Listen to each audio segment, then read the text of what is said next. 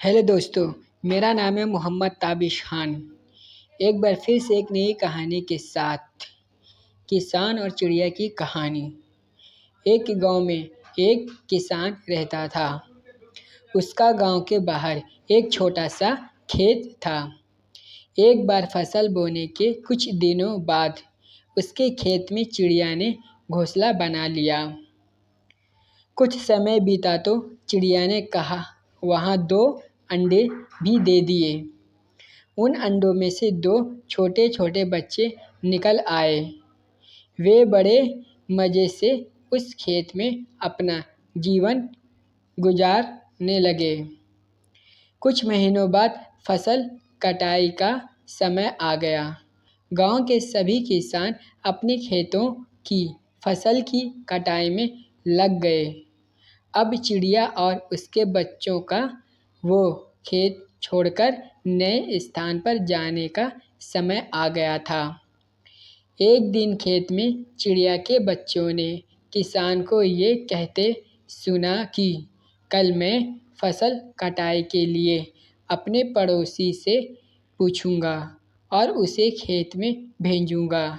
ये सुनकर चिड़िया के बच्चे परेशान हो गए। उस समय चिड़िया कहीं गई हुई थी।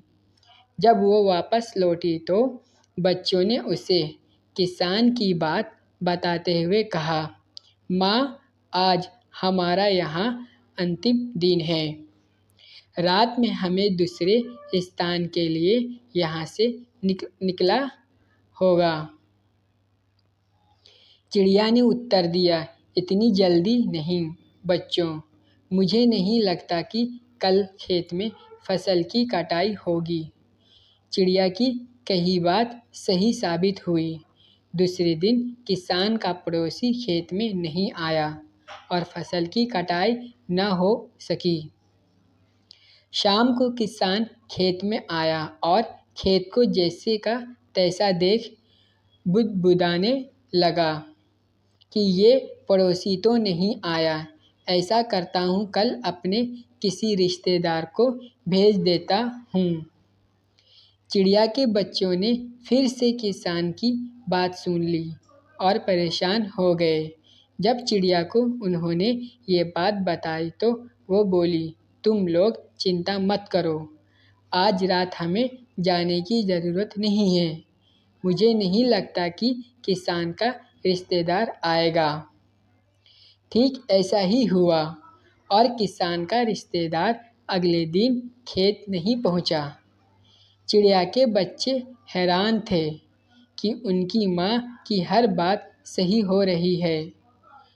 अगली शाम किसान जब खेत आया तो खेत की वही स्थिति देख बुदबुदाने लगा कि ये लोग तो कहने के बाद भी कटाई के लिए आते नहीं हैं। कल मैं खुद आकर फसल की कटाई शुरू करूँगा। चिड़िया के बच्चों ने किसान की ये बात भी सुन ली। अपनी माँ को जब उन्होंने ये बताया तो वो बोली, बच्चों, अब समय आ गया है ये खेत छोड़ने का।